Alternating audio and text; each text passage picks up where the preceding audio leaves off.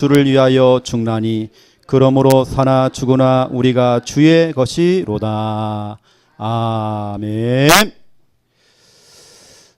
소리가 조금 큽니다. 우리 할렐루야 성가대 우리 찬양을 또 은혜롭게 들었습니다. 저희가 지금 기도하고 있는 제목이 뭐냐면 우리 할렐루야 성가대 앞으로 지휘할 수 있는 우리 지휘자를 좀 찾고 있습니다. 우리 김 목사님 하면 좋겠지만 또 우리 김 목사님이 주일날 워낙 바빠요. 그래서 여러분들이 우리 지금 찾고 있습니다. 여러분 기도를 해 주시길 바라겠습니다. 자, 오늘 말씀 제목 같이 한번 읽어볼까요? 시작. 사는 이유. 내가 왜 살아야 되는지. 그냥 확 죽어버릴까? 아닙니다. 죽는 것도 내 마음대로 안 되어져요. 오늘도 여러분들이 오늘 주일 오전 강단 메시지를 제가 지금 칠판에 기록하는 대로 여러분들이 여러분 집에 가셔가지고 여러분 칠판에 한번 그대로 한번 적어 보시고요. 아니면 사본을 노트나 아니면 여러분 A4 용지에다가 한번 그대로 한번 이 줄까지 똑같이 한번 이렇게 그려보세요. 이렇게 해서 여러분이 한번 그대로 그리시고 이것을 사진을 딱 찍어가지고 인증샷을 교회 카톡방에 올려주세요. 당분간은 이 미션은 계속 나갈 겁니다. 왜냐? 오늘 결석자가 있을 거예요. 그러면 우리 귀한 사역자들은 또 우리 배우자들은 여러분 남편을 위해 또 여러분 아내를 위해 또 여러분 자녀를 위해서 이걸 그대로 전달해 주셔야 돼요. 이것을 완전히 내 걸로 만드는 겁니다. 강단 메시지가 내가 눈만 감아도 1번은 뭐였지? 2번은 뭐였지? 결론은 뭐였지? 이게 나와야 된다니까요. 그런데 여러분 기존 교회는 주일날 강단 메시지 제목도 잊어버리고 본문도 잊어버리잖아요. 근데 우리 교회는 그렇지 않습니다. 눈만 감아도 이게 나와야 돼요. 이걸 여러분들이 나와서 그대로 그릴 수 있을 만큼 예를 들어서 우리 박미영 집사님이 있어요. 제가 우리 즉흥적으로 집사님 나오셔가지고 한번 그려보세요. 그러면 그들 써는 겁니다. 사는 이유 로마서 14장 8절 해놓고요. 1번 내 삶의 이유, 2번 내 삶의 방향, 결론, 뜻을 정하여 내가 그것을 그대로 설명할 만큼 그렇게 하는 겁니다. 이게 왜 중요하냐면 우리가 지금 서울 예원교회에서 이걸 훈련시켰잖아요. 전도 훈련을 시켰는데 그 교회는 저와 우리 김 목사님 또 우리 김미아 사모가 했던 그 강의를 그대로 칠판에 쓰면서 설명할 수 있는 그런 사역자들이 많이 일어났어요. 지금요. 우리 교회도 그렇게 돼야 돼요. 이걸 여러분이 그대로 설명할 수 있을 만큼 특히 여러분 지교회 때에는 다른 거 하지 말고 강단 메시지를 그대로 전달할 만큼 또 여러분들이 이걸 하고 있어야 여러분 가정이 앞으로 지교회가 되는 겁니다. 이제 우리는 구원의 길도 반드시 해야 되겠지만 이 강단 메시지가 이제 여러분이 이것을 증거할 수 있을 만큼 여러분이 강사가 돼야 돼요.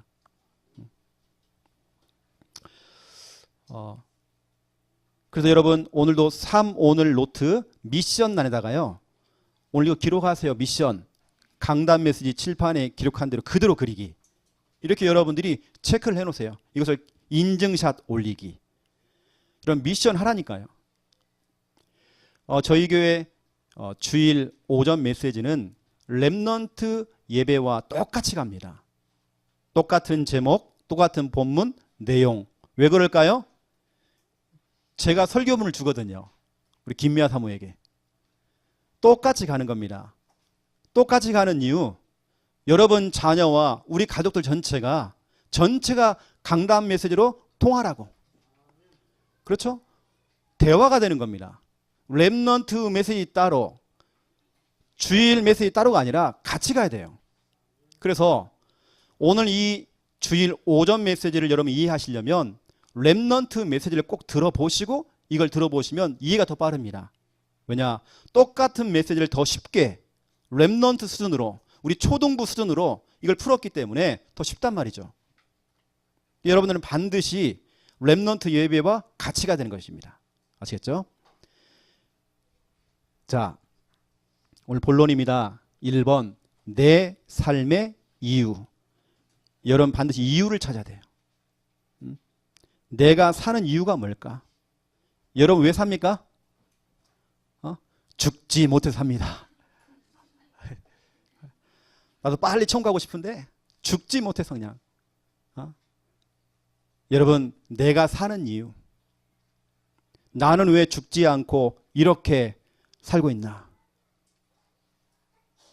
하나님은 오늘도 내게요 호흡을 주시고 생명을 주셨잖아요. 아침에 눈 떠보니까 내가 호흡을 하고 있단 말이죠. 나에게 생명을 연장을 시켜준 그 이유가 뭘까요? 여러분이 사는 이유가 뭘까요? 돈 벌기 위해서? 성공하기 위해서? 여러분 사는 이유 뭐 하시려고요? 어떤 분들은 인생을 살아가면서 죽을 고비를 여러 번 넘긴 사람도 있어요. 어떤 사람은 막 물에 빠졌다가요 거의 죽기 직전에 막 건져내가지고 살기도 하고, 어떤 사람은 불 속에 막 뛰어 들어갔다가 불이 나가지고요 간신히 막 기어 나오고, 어릴 때 질병이 찾아와서 죽다 또 살아나기도 하고. 사람들만 이야기 들어보면 죽을 고비를 넘긴 사람들이 있더라고요. 저도 어릴 때에 저희 누님하고 저하고 저희는 항상 토요일 주일날만 되면 할머니 할아버지가 사시는 시골길을 갔습니다. 버스가 안 다니니까 그 제가 유치부 때에 초등부 때에 1시간씩 걸어서 할머니 집을 가야 돼요. 그러면 가는 중에 예전에는 다리가 없었습니다. 냇가를 건너가야 되는 거예요. 냇가를 건너가고 또 냇가를 또 건너가고. 그런데 그때가 장마철이었습니다. 냇가를 건너가는데 물이 너무 많이 넘치는 거예요. 근데 우리 누님이 건너가다가 신발을 놓친 것 같아요. 신발을 줍는다고 하다가 물에 빠져버린 겁니다. 그 급류에 휩쓸려 가버린 겁니다. 제가 보는 앞에도 우리 누님이 물에 빠져갖고 안 보이는 거예요. 제가 어린 나이에 우리 누님은 죽었구나. 그 정도로 물살이 너무 셌어요. 휩쓸려 가는데 순식간이랑 저 멀리까지 가는 거예요. 우리 누님 보니까 살려달라고 아니고요 기절한 상태. 그냥 죽었구나. 그래가지고 이제 할머니 할아버지에게 얘기하고 부모님도 얘기했죠. 난리가 났는 겁니다. 우리 누님을 찾는다고 막 수색을 했죠. 없는 겁니다. 나중에 보니까 한참 한 10리 정도 떨어진 그 밑에 저 동네에서 지나가던 아저씨가요 우리 누님을 갖다가 건져낸 겁니다. 그 당시에 막 숨도 안 쉬고 그런 아이를 건져내가지고 자기 집에서 간신히 이 아이를 살려놓은 거예요. 우리는 그것도 모르고 우리 누님 찾는다고 막 다녔죠. 아주 어릴 때입니다. 지금도 생생하잖아요. 근데 그 누님이 지금 살아있거든요. 왜 그럴까요? 그 누님이 부산에 가서 그 초창기 때에 다락방을 만나게 된 겁니다.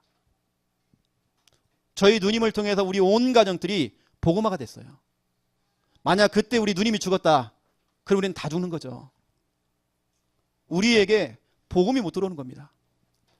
저는 어릴 때부터 우리 할아버지가요 너는 집안의 장손이니까, 제가 태어난 바로 집 바로 옆에 붙어있는 집이 제실이었습니다. 전주 최씨 제실. 늘 청소하고, 그리고 할머니 할아버지 그 바로 집 뒤에가 선산이었습니다. 붙어있어 그냥 제실도 있고 선산도 있고 늘 풀 깎고, 너는 집안 장손이니까 네가 제사 지내야 돼. 한 달에 한 번씩 제사 지내고 네가 앞으로 우리 집안에 제사를 이끌어 나가야 돼 하면서 어릴 때부터 한자로 되어 있는 제사 지내는 법 있지 않습니까? 그 축시라고 하면 축시. 어릴 때부터 저한테 그걸 가르치는 거예요.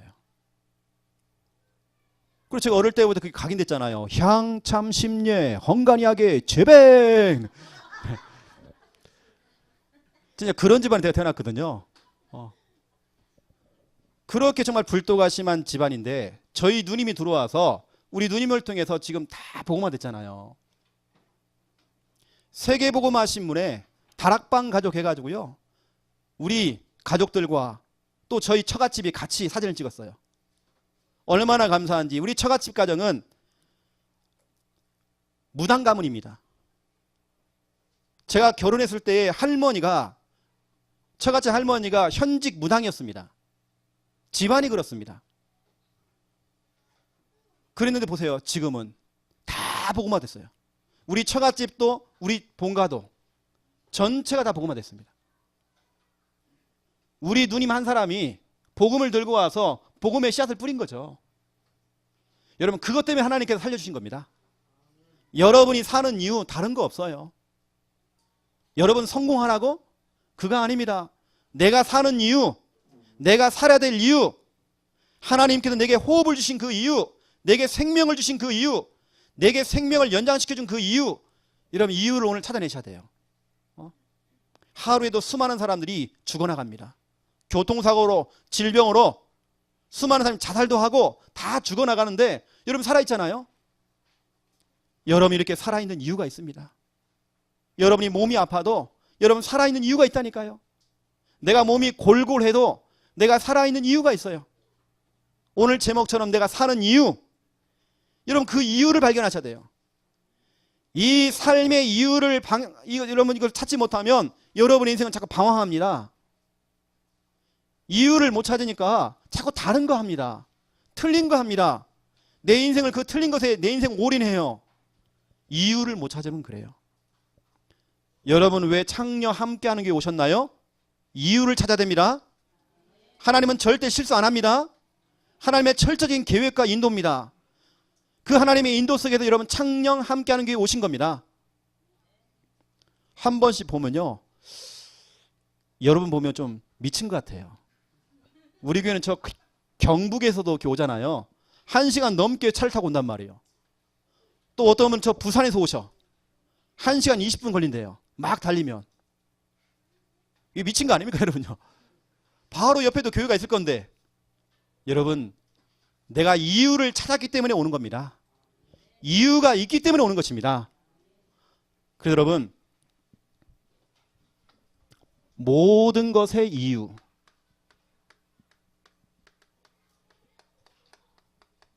어떤 사람들은 그래요. 우연이다. 여러분 어쩌다가 내가 얻어 걸린 것이다. 아닙니다. 우연 아닙니다. 하나님의 철저한 하나님의 계획입니다. 하나님의 인도입니다. 여러분 모든 것의 그 이유, 하나님의 필연이에요. 필연이라는 말은 모든 것에 하나님의 계획이 있고 필요하기 때문에 그런 환경, 그런 현실, 그런 상황을 내게 주신 겁니다. 여러분에게 필요하기 때문에. 여러분이 사는 이유, 우리 렘넌트들은 공부하는 이유 뭘까요? 여러분 직장 다니면서 일하는 이유, 여러분 왜 돈 벌어요? 돈 버는 이유. 우리 성도님 가운데에 어떤 분은요, 돈을 벌어가지고요 그날 선교비를 떼시는 분도 계신데요. 인생의 방향을 잡은 거죠. 내가 돈 버는 이유. 여러분 왜 성공합니까? 여러분 성공해야 될 이유. 이유가 다 불신자의 그 이유. 불신자가 생각하고 있는 그런 방향, 그런 목적. 우리의 인생은 목적이 이끄는 삶이 아니거든요. 여러분 그거 틀린 겁니다. 우리는 목적이 이끄는 삶이 아니에요.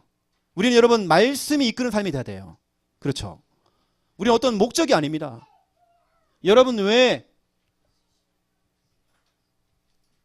그 집안에 최 씨 가문에 김 씨 가문에 왜 그 집안에 시집을 갔고 왜 결혼했습니까? 내가 결혼해야 될 이유, 결혼한 이유, 내가 이 집안에 시집을 온 이유. 유 목사님은 결혼은 선교다 그랬어요.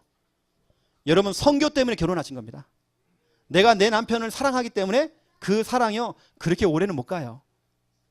정말 사랑도 필요하지만 결혼이라는 것은 집안과 집안의 결혼이에요. 둘만이 아니잖아요. 당장 자녀가 생겨요. 또 시댁이 생겨요. 친정이 생긴단 말이에요. 가족이라는 게 있잖아요. 우리 둘만 좋은 게 아니에요. 결국에는 결혼은 선교입니다. 여러분 이유를 모르면 결혼 생활 너무 힘들어요. 내가 저 사람을 조금 더 기다려야 되나? 여러분, 우리는 선교 때문에 기다려야 돼. 전도 때문에 기다려야 돼. 여러분, 왜 그 동네에 사시나요? 많은 동네가 있는데 하나님께서 보내신 겁니다. 내가 이 동네에 사는 이유, 집값이 싸가지고, 학교랑 가까워서, 이 동네는 살기 좋아서? 아닙니다. 내가 이 동네에 사는 이유, 어떤 분들은 몸에 질병이 있어요. 내 몸에 질병이 있는 이유. 여기 지금 앞자리에요. 나이 드신 분들이 쭈르르 앉아있어요. 이분들은 다 몸이 병들었어. 병들어서 예수 만났어요. 내가 질병이 있는 그 이유, 하나님만 바라봐요. 그렇죠? 우리는 이유를 찾아야 돼요. 내가 왜 아픈지. 오히려 이것 때문에 고린도 후서 12장 9절 10절에 보니까 바울은 찾아낸 겁니다. 내 몸에 가시가 있다네요. 내 몸에 질병이 있다네요. 질병이 있는데 바울이 뭐라고 씁니까? 내가 연약하고 내가 부족하고 내가 질병이 있고 연약할수록 내게는 그리스도의 능력이 더 필요하다. 내가 부족하고 연약하면 연약할수록 그리스도의 능력이 내게 더 필요한 것이다. 다시 말하면 나는 오직 그리스도만 바라보겠다. 내 은혜가 내게 너무 족하다. 여러분, 그리스도의 능력이 내게 머물게 하시려고. 여러분이 완벽하면 그리스도가 필요 없어요. 여러분이 너무나도 빈틈이 없으면 그리스도가 필요 없어요. 하지만 우리는 부족해요. 우리는 무능해요. 우리는 질병이 있어요. 바울은 고백했습니다. 나도 질병이 있다. 왜 질병이 있느냐? 그리스도의 능력이 내게 필요하기 때문에. 여러분, 모든 것에는 이유가 있어요. 하나님의 자녀는 그래서 쓰레기통이 필요가 없습니다. 버릴 것이 한 개도 없어요. 질병도 문제도 사건도 어려움도 지금 모든 일들 버릴 것이 없어요. 여러 가지 집안의 문제, 가정의 문제, 경제 문제, 직장 문제, 모든 문제 하나님의 계획이 있어요. 다 이유가 있는 겁니다. 여러분, 왜 사업을 하세요? 사업을 하는 이유. 우리 랩런트들 왜 군대 가요? 왜 유학 갑니까? 왜 휴학을 합니까? 이유가 있어요. 이유. 이유를 찾아잖아요. 내가 왜 전문성을 키우죠?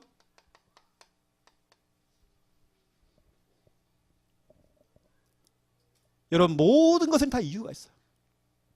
그 우리가 잘 알고 있는 사무엘상 17장 29절에 보니까 이유를 찾은 사람이 있어요. 다윗이 전쟁터에 나갔어요. 그것도 군인의 그 신분을 가지고 전쟁터에 나간 것이 아니라 아버지 심부름입니다. 야, 형들에게 도시락 갖다 줘라. 도시락을 들고요. 변도를 들고요. 전쟁터에 나간 겁니다. 형, 도시락 배달 왔어. 도시락 배달하려고 갔는데 가만 보니까 저기 블레셋 군대 장관 골리앗이 하나님을 모욕하고 이스라엘 백성들을 모욕하는 겁니다. 이 렘넌트 다윗이 열받은 거예요. 그 소리를 듣고 그 형들은 벌벌 떨고 있는데 이스라엘 군인들은 겁먹고 쫄고 있는데 다 쫄았는데 다윗은 그 골리앗 그 소리를 듣고요 열이 받친 겁니다. 네가 감히 누군데 하나님을 모욕하고 하나님의 군대를 모욕하고 이스라엘 민족들을 왜 모욕해? 열이 받친 겁니다. 여러분, 다윗의 형이요 도시락을 들고 왔던 그 다윗에게 너는 교만하다. 네가 이 전쟁터에 놀러 나왔느냐? 구경 나왔느냐? 빨리 가 집에. 이랬는데 다윗이 하는 말이 형이요 왜 이유가 없겠습니까? 골리앗이 하는 저 소리를 듣고 이 전쟁터에 나온 그 이유, 왜 이유가 없겠습니까? 하나님께서 그냥 보냈을까요? 아닙니다. 이유가 있습니다. 나를 이곳에 보내신 이유가 있습니다. 나를 이 직장에 보내신 이유가 있습니다. 나를 여기 학교에 보내신 이유가 있습니다. 나에게 이런 환경을 주시고 이런 상황을 주시고 이런 질병도 주시고 이런 동네에 내 살게 하신 이유 있습니다. 여러분, 이유를 찾아야 돼요. 다윗의 형들은 문제 앞에서 벌벌 떨었지만 쫄았지만 다윗은 오히려 이유를 찾고 믿음으로 도전했어요. 여러분, 하나님께서는 이유를 찾은 사람을 사용하십니다. 이유를 찾은 사람이 한 명도 없어요. 그런데 어린 꼬마, 양을 치는 양치기, 손에는 칼도 없고 창도 없고 권총도 없어요. 아무것도 없는 돌멩이 몇 개 들고 다니는 그 꼬마 다윗. 여러분, 하나님께서는 이유를 찾은 그 꼬마 다윗을 사용한 겁니다. 여러분, 우리가 연약하고 좀 부족해도요, 우리가 나이가 어려도 이유를 찾은 사람, 하나님께서는 그 사람을 사용하시는 겁니다. 여러분, 이유를 찾으세요. 그 수많은 교회 가운데 여러분 왜 창령이 왔나요? 이유를 찾아야 돼요. 이유를 못 찾으면 오늘 이 시간도 예배 드릴 때에 예배 억지로 앉아 있는 겁니다. 액세서리가 돼가지고요. 액세서리 알죠? 귀에 붙어있는 액세서리 달랑달랑 붙어가지고 그리 끌려왔어. 혹시 여러분 그렇게 끌려오신 분이라도 오늘 이유를 찾으세요. 내가 이 시간 예배를 드려야 되는 그 이유, 창령에 와야 될 그런 이유, 여러분 하나님께서는 그 이유를 찾은 사람을 사용한다니까요. 그 이유가 뭘까요? 두 번째, 자, 로마서 14장 8절 우리 다시 한번 읽겠습니다. 시작. 우리가 살아도 주를 위하여 살고 죽어도 주를 위하여 죽나니 그러므로 사나 죽으나 우리가 주의 것이로다. 아멘. 우리 김미아 사모가 오늘 아침에 저한테 질문해요. 아니 왜 성경이 왜 이 모양이냐고. 그냥 살아도 주를 위해 죽어도 주를 위해 이러면 되는데 살아도 주를 위해 살고 죽어도 주를 위해, 이거 뭐 오탄한 거 아니냐 지금 저한테 질문하더라고요. 오탄한 거 아닙니다. 우리는 예수 그리스도로 말미암아 살았잖아요. 그렇죠? 우리는 살았어요. 살기 때문에 다시 우리는 죽을 수도 있어요. 그걸 얘기하는 겁니다. 뭐냐면 키는 뭐냐 이겁니다. 주를 위하여. 여러분이 사는 이유 이겁니다. 오늘 로마서 14장 8절입니다. 여러분이 사나 죽으나 주를 위하여. 그렇죠? 여러분이 사는 거, 사는 이유 주를 위하여. 여러분이 공부하는 이유 주를 위하여. 여러분이 사업하는 이유, 성공해야 될 이유, 돈 버는 이유, 모든 삶의 이유, 모든 것의 이유 주를 위하여. 그동안 우리는 나를 위해서 살았어요. 내 가족을 위해 살았어요. 저희 어머니가 그랬습니다. 워낙 우리 집안이 가난하니까 우리 어머니는 어릴 때부터 제가 어릴 때에 우리 어머니는 늘 빵공장 다니시고 아파트 청소로 다니시고 쓰레기 하차장에서 쓰레기 분리수거하시고 진짜 험한 일을 많이 하셨어요. 화장실 청소하시고 우리 어머니가 그거 했어요. 가정부 생활도 하시고 참 힘든 일을 많이 하셨어요. 왜죠? 새끼들을 위해서. 워낙 가난하니까 영세민, 정부에서 주는 그 쌀 연탄 받아 살고 너무 생활이 어려우니까 밥이 없어서 굶기도 하고 새끼들을 위해서, 나를 위해서, 가족들을 위해 살았잖아요. 그런데 저희 어머니가 예수 그리스도를 만난 이후부터 인생이 바뀌었어요. 나는 다시 사는 인생이다.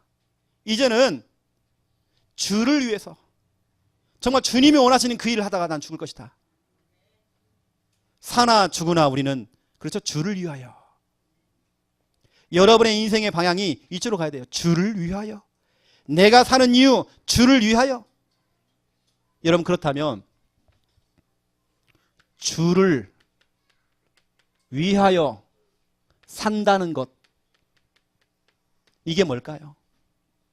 여러분 주를 위하여 산다는 그 의미가 뭘까요? 이겁니다. 주를 위하여 산다는 것은 전도, 선교, 우리 후대 운동, 여러분의 인생의 방향이 이쪽으로 가야 돼요.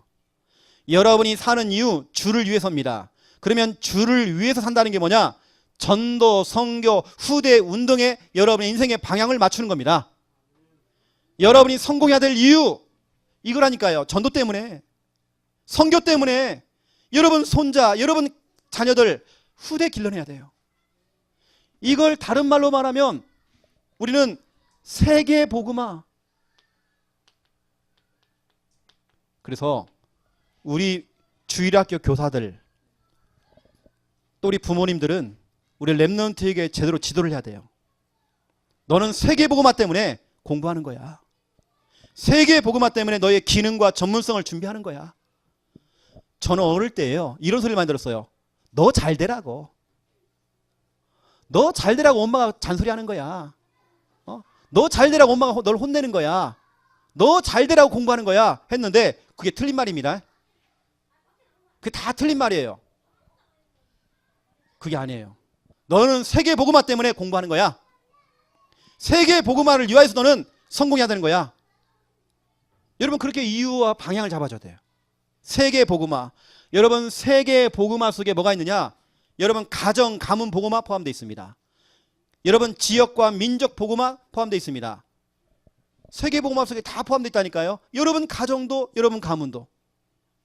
내가 사는 이유, 공부하는 이유, 돈 버는 이유, 성공해야 될 이유, 내가 왜 하필이면 이 집안에 시집 왔는지, 내가 왜 하필이면 이 동네에 사는지, 내가 사업하고 유학도 가고 군대 가는 이유, 모든 삶의 이유, 주를 위하여. 다시 한번 세계 복음화, 전도, 선교, 후대 운동을 위하여서.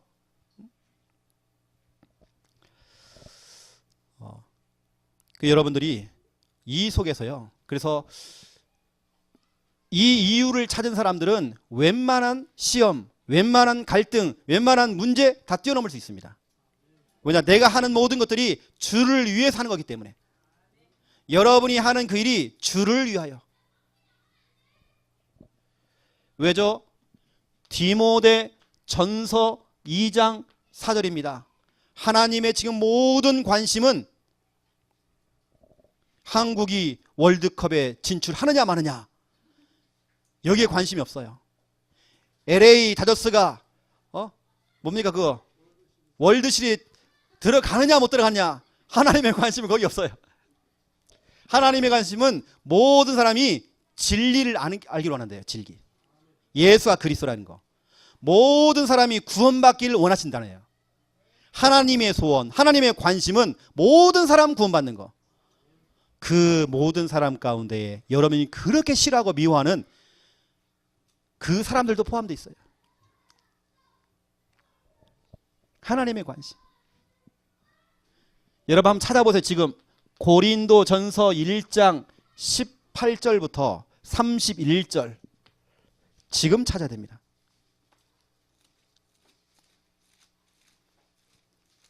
성경책이 잘 안 넘어가죠. 침을 발라야 넘어가죠. 평상시 여러분 성경책을 좀 많이 보셔야 됩니다. 고린도전서 1장 18절에 보면 십자가의 도가 멸망하는 자들에게는 미련한 것이요 구원을 받는 우리에게는 하나님의 능력이라고 그랬습니다. 21절에 보니까 하나님께서 전도에 미련한 것으로 믿는 자들을 구원하시길 기뻐하셨도다. 어떤 분은 그래요. 그 전도해야 되느냐 말아야 되느냐, 그 우리 창녀함께는 뭐가 그렇게 전도를 많이 하냐고, 뭔 그렇게 전도를 강조하냐고. 하나님이 기뻐하신다네요. 그 전도에 미련한 것, 남들이 볼 때는 그 너무 미련해. 아이고 우리 교회는 왜 그 자꾸 전도만 강조하고. 하나님께는 그 전도에 미련한 것, 남들이 볼 때는 미련해요. 하지만 하나님이 너무 그걸 기뻐하신대요. 여러분, 하나님이 기뻐하는 그걸 해야 돼요. 24절을 보세요. 그리스도는 하나님의 능력이 그렇습니다. 여러분이 선포하는 그 그리스도가 하나님의 능력이 돼요. 중요한 건 뭡니까? 26절 보세요. 형제들아 너희를 부르심을 보라. 여러분을 부르신 그 목적이 있습니다. 육체를 따라 지혜로운 자가 많지 아니하며 능한 자가 많지 아니하며 문벌 좋은 자가 많지 아니하다 하면서 27절에 세상에 미련한 것, 세상에 약한 것, 28절에 세상에 천한 것들, 멸시받는 것들, 없는 것들, 이런 사람들을 택했다네요. 똑똑하고 유능하고 엘리트를 뽑은 것이 아니라 우리처럼 연약하고 말주변도 없고 부족한 우리들을 사용해서 오직 그리스도만 증거하라고. 머리 똑똑한 사람들은 자꾸 계산을 해요. 하지만 오히려 계산이 없는 좀 약간 좀 떨어지는 사람, 저는 좀 떨어지거든요. 하나님이 그 떨어지는 사람을 좀 사용하더라고요. 우리 김 목사님 한 번씩 뭐 2%가 부족하다, 뭐 3%가 부족하다 있잖아요. 저도 한 5% 부족하거든요. 여러분 5%면요 나사 풀린 겁니다. 저도 0.1 심각한 사람이에요. 그런 저를 하나님께 사용해서 이 전도운동 속에 사용하시는 거 보세요.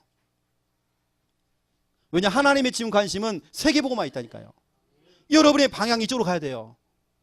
여러분 이걸 지도하셔야 돼요. 내가 사는 이유 이거다.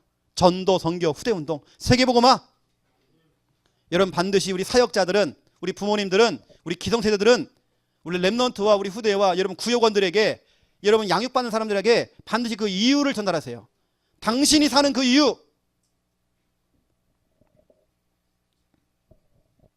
자, 두 번째입니다. 2번. 내 삶의 방향. 여러분 방향을 잘 잡아야 돼요. 자, 내 삶의 이유. 두 번째, 내 삶의 방향입니다. 여러분의 인생의 방향. 제가 그림을 하나 그려볼게요. 이게 뭐냐면 엘리베이터예요.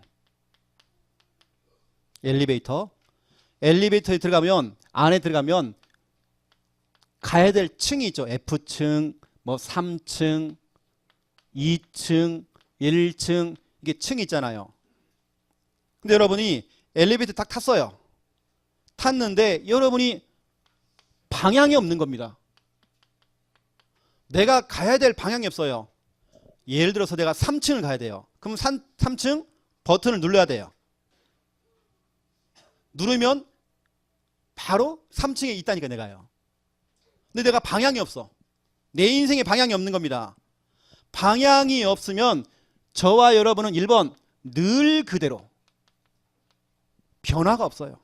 내가 10년째 신앙생활하고 20년째 신앙생활하고 내가 창녕 함께하는 교회를 다녀도 나는 늘 그 상태, 그 모양, 변화가 없는 겁니다.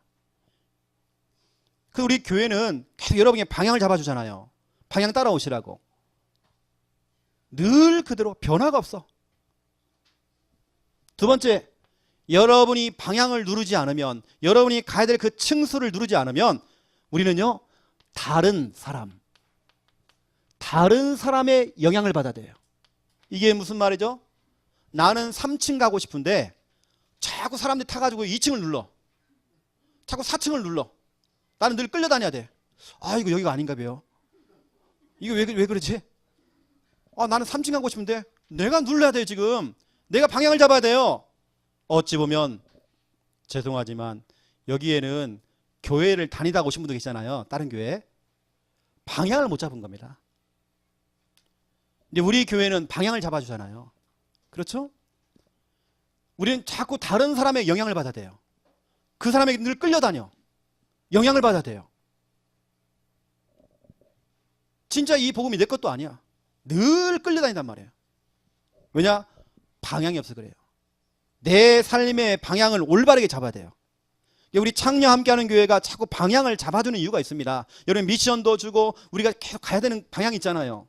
그렇죠? 그 방향이 뭘까요? 첫 번째 1번입니다. 내 삶의 방향. 지금 제가 이야기하는 이 방향 세 가지는요, 여러분 반드시 각인해야 됩니다. 여러분 기도할 때만 늘 기도하셔야 됩니다. 여러분 자녀에게, 랩넌트에게 어릴 때부터 이거 전달해야 됩니다. 그 첫 번째가 뭐냐? 한 교회. 우리는 창녕 함께하는 교회, 이 교회 만났어요. 여러분 이 교회에 어떻게 됩니까? 이거 해야 돼요. 뿌리의식. 이거 있어야 돼요. 시편 1편 1절부터 6절 여기에 보면 두 가지 인생이 있어요. 어떤 인생이냐? 시냇가에 심은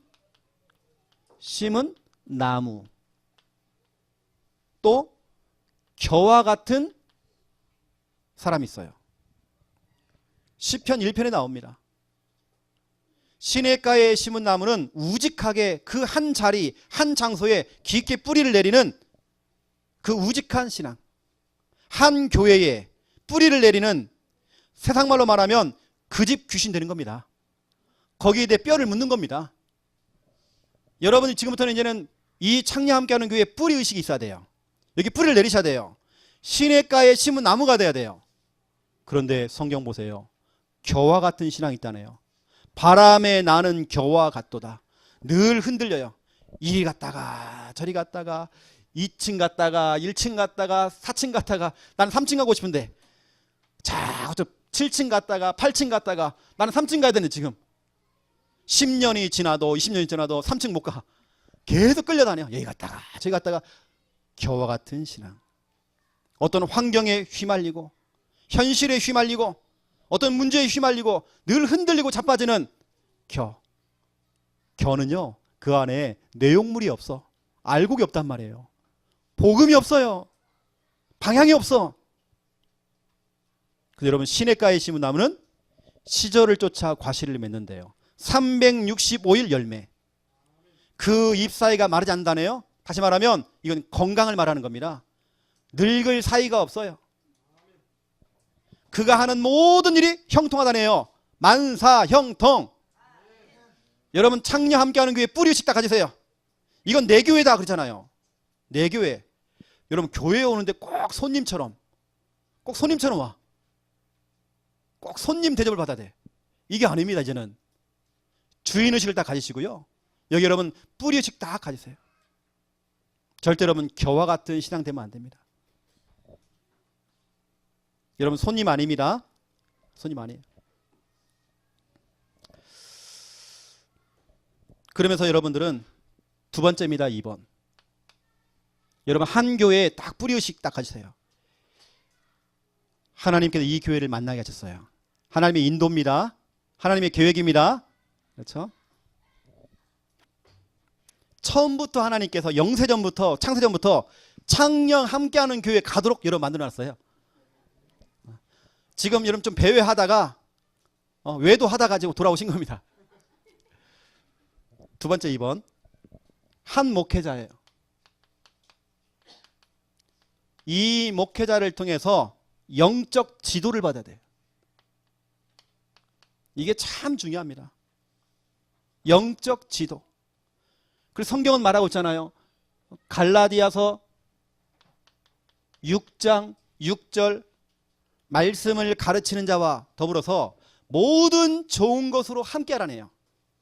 이게 바울이 갈라디아에 있는 그 성도들에게 야 이놈들아 좀 맛있는 것 좀 먹으면 같이 좀 먹자 좀 좋은 데 가면 나 좀 데리고 좀 가. 모든 좋은 것으로 함께 하라네요. 저는 어디 가면 여러 번 생각 많이 나던데. 제가 이번에 휴가 기간에 포항 전직을 돌았어요. 와, 다음에 우리 사역자들 중요한 분들 모시고 와야 되겠구나. 기회 되자면 우리 일여전도에 우리 진짜 기도하신 우리 어르신들 한번 모시고 와야 되겠구나. 나는 그런 생각밖에 없어요. 보세요. 다음 주간에 낙동강 축제 하잖아요. 또 이렇게 해요. 백일홍 축제 하잖아요. 저는 무슨 생각인지 아십니까? 우리 여전도에 한번 데리고 가야 되겠구나. 모든 좋은 거 보면 그 생각밖에 없어요. 그리고 우리 교회 성도들 생각나고요. 그리고 마누라 생각나요. 그래서 저는 반드시 어디서 맛있는 거 먹으면 반드시 데리고 갑니다. 맛있는 거 있으면 내가 2시간 동안 차를 타고 가가지고 밥 먹고 온다니까요. 우리 사모 태우고. 여러분도 생각나야 돼요. 그리고 디모데 후서 1장 3절 4절 보세요. 바울 목사님의 기도 제목 속에 늘 디모데가 있었어요. 제가 새벽에 딱 기도를 하다 보면 어떤 분은 이름이 자꾸 생각이 안 나. 희한하죠. 이름이 생각이 잘 안 나요. 근데 어떤 분은 생각이 막 나. 제가 집중기도 할 수밖에 없는 거죠. 여러분 목사님의 기도 속에 여러분의 이름이 들어가야 돼요. 자꾸 생각나야 돼요. 그렇죠? 바울은 밤낮 생각난대요. 내가 너를 두고 눈물로 기도한다네요. 그렇죠? 늘 목회자의 기도 속에 있어야 돼요. 기도를 받아야 돼요. 지난주도 우리 수미가 와가지고 목사님 기도해 주세요. 탁구대회 나가요. 그래서 내가 엄청 뜨겁게만 기도했어요. 목사님 탈락했어요. 탈락해도 괜찮아.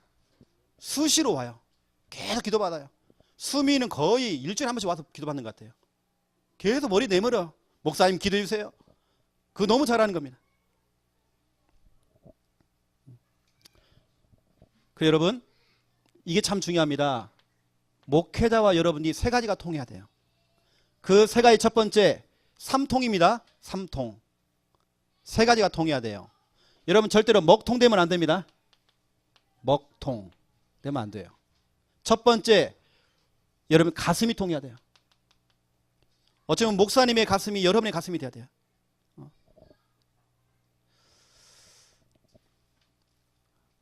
말하지 않아도 여러분들이 눈치를 챌 만큼 여러분 그 정도로 가슴이 좀 통해야 돼요. 여러분 목회자들이 얼마나 여러분 눈물을 흘리신지 아시나요? 힘들어서 그런 게 아니고 우리 성도님 한 분 한 분 생각하고 교회 생각하면요 얼마나 눈물 나는지 몰라요. 우리 목회자는 그렇다니까. 여러분 표시가 안 나서 그렇지 성도가 어디가 아프잖아요. 그러면 진짜로 목사가 같이 아픈 것 같아요. 꼭 같이 아픈 것 같아요. 너무 힘들어. 여러분은 안 보이지만 저는 결석자가 지금 다 보이거든요. 얼마나 힘든지 몰라요. 뭔가 정말 우리는 가슴이 통해야 돼요. 그리고 목회자와 두 번째, 기도 제목이 통해야 돼요. 요즘 우리 최용호 목사의 기도 제목이 뭘까요? 우리 창녕 함께하는 2017년도 기도 제목 4개가 있습니다. 뭐죠? 첫 번째, 방송 선교 시대입니다. 하나님, 이 방송을 통해서 우리가 갈 수 없는 저 국내와 저 해외까지, 아프리카 저 오지까지 이 방송을 통해서 복음이 증거되기 원합니다. 두 번째, 할렐루야 성가대. 하나님, 이 찬양이 정말 영권 있는 찬양이 되기 원합니다. 세 번째, 주일마다 2시에 하는 말씀 사역자 모임. 우리 말씀 사역자들이 제자 메이커가 되어지고 이분들을 통해서 창녕에 100군데 말씀 운동이 일어나기 원합니다. 네 번째입니다. 우리가 이제 2년 남았어요. 2년. 뭐예요 그게 2년? 이제 우리 교회 계약이 2년 남았단 말이에요. 딱 2년입니다 지금 이제. 2년이 아니죠. 그러면 우리가 성전 건축 이전을 두고 우리가 기도해야 돼요. 우리 지금 기도를 모아야 된단 말이에요. 지금 당장 우리가 뭐 액션을 하자 이게 아니고 기도를 담는 겁니다. 느헤미야 1장 4절에 느헤미야는 그것을 두고 눈물로 기도했다네요. 사무엘 하 7장 3절에 보니까 다윗은 성전 건축을 두고 마음에 담았다네요. 하나님, 마음에 담은 자, 느헤미야처럼 정말 눈물로 기도하는 자가 일어나기 원합니다. 성전 건축과 이전을 두고 기도 제목이 통해야 돼요. 목사님은 동쪽으로 가는데 어떤 사람은 서쪽으로 가. 그러면서 세 번째, 전도 방향이 통해야 돼요. 전도 방향. 우리 교회는 구원의 길, 개인 양육, 삼원을, 기타 등등 이 훈련 있잖아요. 이 훈련 속에 여러분이 좀 부족해도 괜찮다니까요. 따라오세요. 그래서 여러분 세 가지가 통해야 돼요. 가슴, 기도 제목, 전도 방향 통해야 돼요. 이게 참 너무 중요합니다. 제가 지난 주간에 우리 영남대학교에 들어가서 우리 충만이에게요 정말 제가 진지한 이야기를 했어요. 같이 벤치에 앉아가지고 너무 진지한 얘기를 우리 충만이에게 했습니다. 충만아, 목사님은 아들을 좀 찾고 있어. 아들.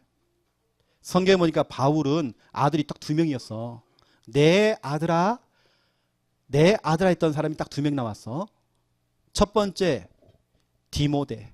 디모데는 믿는 가정에서 찾아낸 제자. 디모데. 또 두 번째, 디도. 디도를 바울은 이렇게 표현했습니다. 나의 참 아들 디모데 그랬습니다. 참 아들 디도. 디도는 완전히 불신자 가정 찾아낸 제자입니다. 그래서 바울이 아들아 했던 2명, 디모데와 디도. 그렇죠. 얘기했다니까. 충만아, 목사님은 아들 찾고 있는데 목사님은 진짜 우리 충만이가 그 아들이라는 마음이 있어. 그런 마음을 갖고 목사님 널 두고 기도할 거야. 그리고 목사님이 지금 너 한 사람이 아니고 여러 명의 디모데와 디도를 지금 찾고 있어.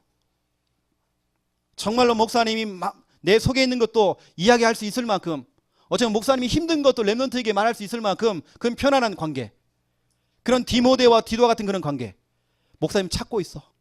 그 중에 한 사람이 너야라고 얘기했어요. 또 그러한 디모데와 디도를 지금 찾고 있어. 여러분 목회자와 뭔가 여러분 자녀가 여러분도 마찬가지입니다. 통해하잖아요. 그렇죠? 그렇죠? 뭔가 통해야 돼요. 세 번째입니다. 한평생입니다. 여러분에게 주어진 한 번 사는 그 인생, 두 번도 아닙니다. 여러분 한 번 사는 그 인생 더 이상 여러분 후회하고 뭐 교회까지 와가지고 뭐 삐지고, 나는 그런 시간 별로 없더라고요. 뭐 교회까지 막 열받고, 난 그럴 시간 별로 없더라니까요. 내게 주어진 그 시간 하나님께 예배드리고 찬양하고 전도하고 이거 하는데도 너무 바빠. 지금 나는 내게 주어진 그 한평생 늘 내가 교회 다닐 때요, 이게 지금 손님인지 지금 뭐 교인인지 늘 손님 대접받고 어색하고 늘 그러면 안 돼요. 우리는 한평생 뭐냐, 내게 만남을 주셨던 이 한 교회와 목회자와 전도자와 렘넌트를 위해서 우리는 뭐냐, 한평생 헌신하는 겁니다.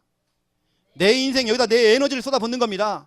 내 경제도 내 재능도. 그래서 여러분 재능 기부 많이 하세요. 재능 기부. 여러분은 이거 해야 됩니다. 보, 동, 식 돼야 돼요.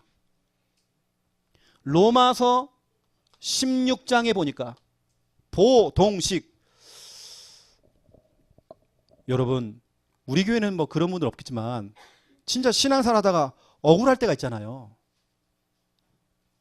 나도 정말 제대로 정말 목사님과 팀이 되고 교회가 정말 팀이 되어서 정말 마음껏 전도도 하고 싶은데 내 인생 다 살아보니까 늘 상처밖에 없고 후회밖에 없고, 내 인생 한 번 정도 정말 멋들어지게 한번 해봐야잖아요. 신앙생활 멋지게 한번 해봐야잖아요. 경남에 있는 한 장로님이 우리를 찾아와서 우리에게 고개 숙이고요, 목사님 도와주세요. 나는 어디 교회 장로인데 우리 교회 살고 싶어요. 목사님을 도와서 정말 전도는 하고 싶어요. 여러분 한 장로님이 우리가 가는 곳마다 전도운동 따라오고 계세요. 장로님이 교회 살린다고. 얼마나 멋있습니까? 그 장로님 한 사람이 일어나니까 그 교회하는 팀이 구성돼서 그 팀들을 다 데리고 와요. 우리 훈련 받는데. 교회 살리겠다고. 얼마나 멋있습니까 여러분요. 보동식. 진짜는 목사님을 도와서 교회 살리겠대요. 얼마나 멋있어요. 저는 찾아왔길래 창녀 함께하는 교회 오면 안 됩니까? 라고 그럴 줄 알았어요. 그게 아니란 말이에요. 교회 살릴까요? 교회 살리고 싶어요. 얼마나 멋있습니까 여러분. 내가 한 번 사는 그 인생, 언제까지 우리가 늘 상처 속에 잡혀있고 후회하고 이러면 안 되잖아요. 늘 서론에 묶여가지고 늘 내 주장하고 그러면 안 돼요. 여러분은 보호자가 돼야 돼요. 여러분은 동역자가 돼야 돼요. 교회와 렘넌트와 목회자와 전도자를 위해서 여러분 식주인 돼야 돼요. 보호자가 누굽니까? 목사님이 어려움을 당했어요. 렘넌트가 어려움을 당하고 있어요. 교회에 어려움이 찾아왔어요. 이때 그것을 보호해 주는 겁니다. 막아주는 겁니다. 막아주는 것커녕 더 문제를 막 일으키고 막 공격해오고 뭐 꼬투리 잡고 여러분 보호자 되시기 바랍니다. 보호자. 동역자입니다. 동역자는 팀이에요. 팀. 교회와 팀, 목회자와 팀이 돼야 돼요. 식주인, 마음껏 전도농할 수 있도록 경제로 밀어줘야 되는 거예요. 식주인. 여러분 그 대표적인 예가 누굴까요? 여러분 보세요. 한 교회를 만나서 한 목회자에게 영적 지도를 받고 한평생 헌신했던 그 사람, 대표적인 인물이 있습니다. 개인으로 말하면 개인은 이겁니다. 베베라는 사람이 이걸 너무 잘했습니다. 로마서 16장 1절 2절. 이 사람은 한 교회, 갱그리아 교회의 여자 집사님이에요. 한 교회의 뿌리의식을 딱 가지고 바울 목사님의 영적 지도를 받는 베베 집사님. 이 베베 집사님은 이 사도 바울이 늘 생각할 때에 이 사람을 추천하고 칭찬할 만큼, 여러분 그 정도. 이 베베가 누굽니까? 목사님의 보호자였어요. 그 연약한 그 여자 집사님이 목사님의 보호자. 그 대표적인 개인, 이 개인입니다. 이건 개인. 베베. 우리 창녀와 함께하는 교회에 이런 베베가 나와야 돼요. 엄마 베이비 아닙니다. 베베. 이렇게 웃기는 이야기를 한 이유는 뭐냐면 기억하시라고 제가 말씀드린 겁니다. 베베. 그러면서 개인뿐만 아니라 이걸 했던 부부가 있어요. 이런 부부팀이 나와야 돼요.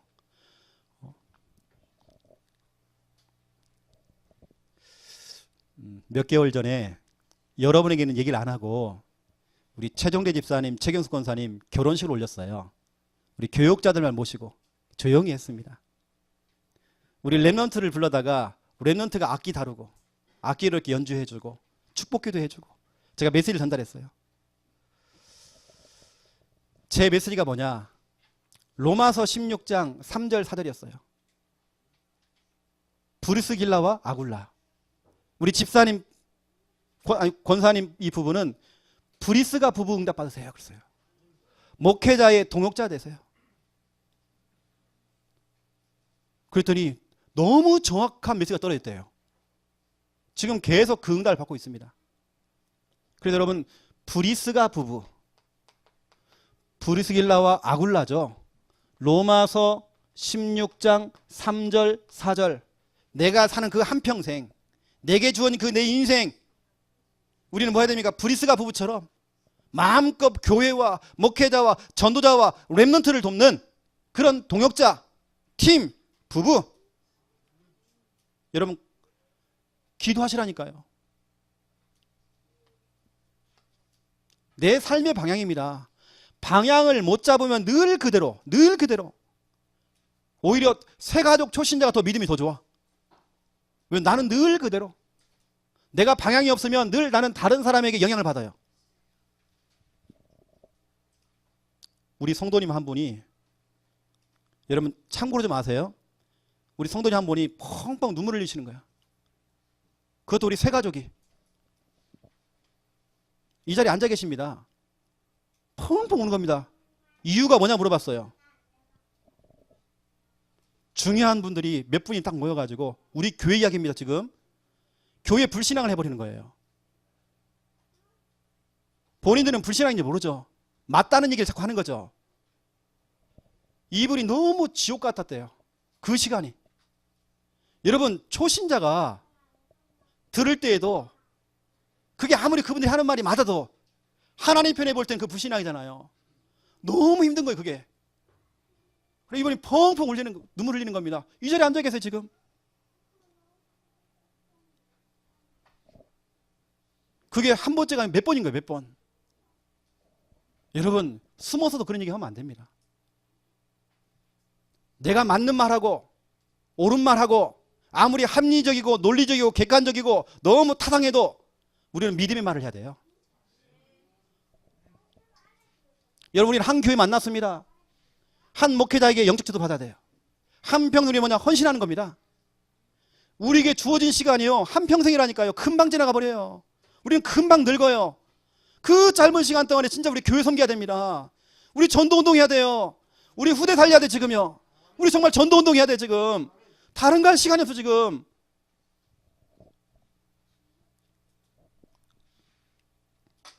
결론 보세요. 뜻을 정하여. 뜻을 정하여. 삶의 이유와 삶의 방향을 찾은 사람.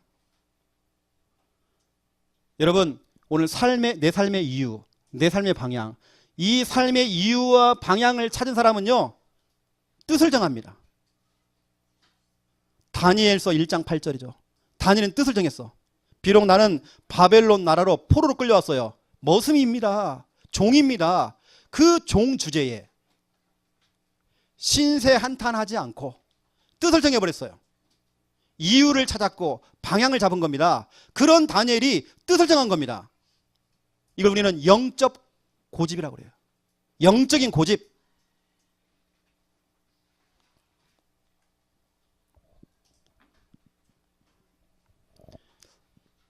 제가 아까 얘기했던 우리 교회는 뭐 이렇게 불신앙하고 하는 사람 많지는 않습니다. 그리고 다 저는 이해가 되어져요. 어떤 여자 집사님이 찾아오셨어요. 목사, 내가 가만두지 않겠다는 거예요. 그 사람들 누구냐는 거예요. 저 얘기도 안 했는데 가만두지 않겠대요. 여자 집사님이. 우리 교회 여러분 그런 사람 많지도 않고요. 또 다 지나가는 겁니다. 우리 교회 성도님 다 좋으신 분들이세요. 여러분 우리는 뜻을 딱 정해야 돼요. 이게 뭐냐, 영적 고집입니다. 한번 고집을 세우면 고집 꺾이면 안 돼요. 똥고집 아닙니다. 여기서 말하는 똥고집 아니에요. 틀린 고집을 계속 부리는 겁니다.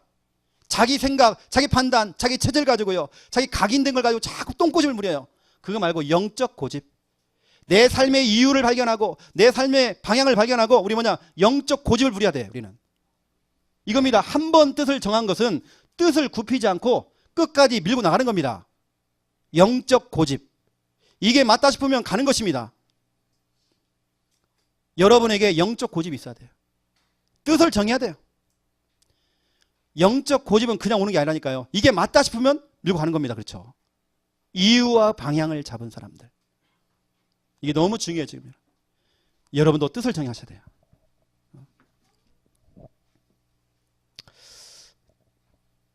시간은 가지만 딱 한마디만 얘기하고 마치겠습니다. 제가 어릴 때 저희 누님하고 많이 싸웠어요. 한 번 싸우면 머리끄덩이 잡고 같이 싸웠어요. 우리 할머니가 밭에 풀매로 갔어요.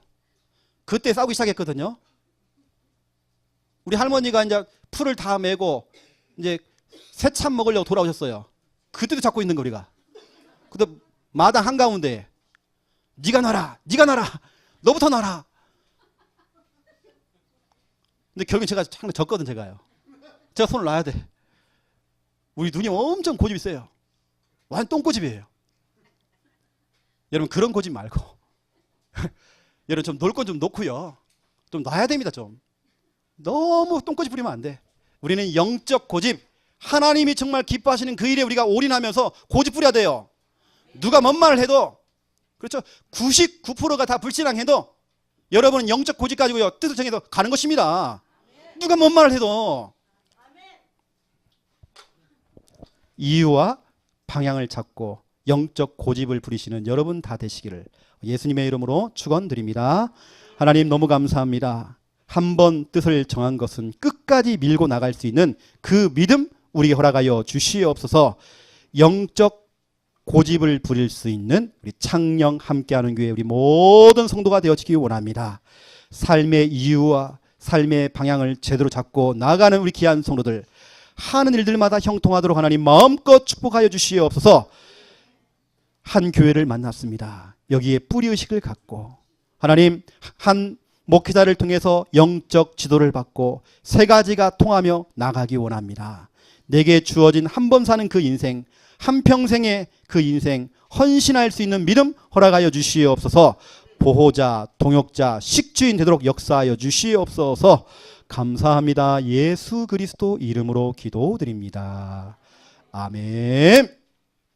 이제는 주 예수 그리스도의 은혜와 하나님 아버지의 극진하신 사랑하심과 성령님의 내주 인도 역사 충만하심이 내 삶의 이유와 내 삶의 방향을 잡고 뜻을 정하며 영적 고집을 가지고 살아가며 응답받을 우리 모든 성도들 머리 위에 이제로부터 영원토록 항상 함께 계실지어다. 아멘.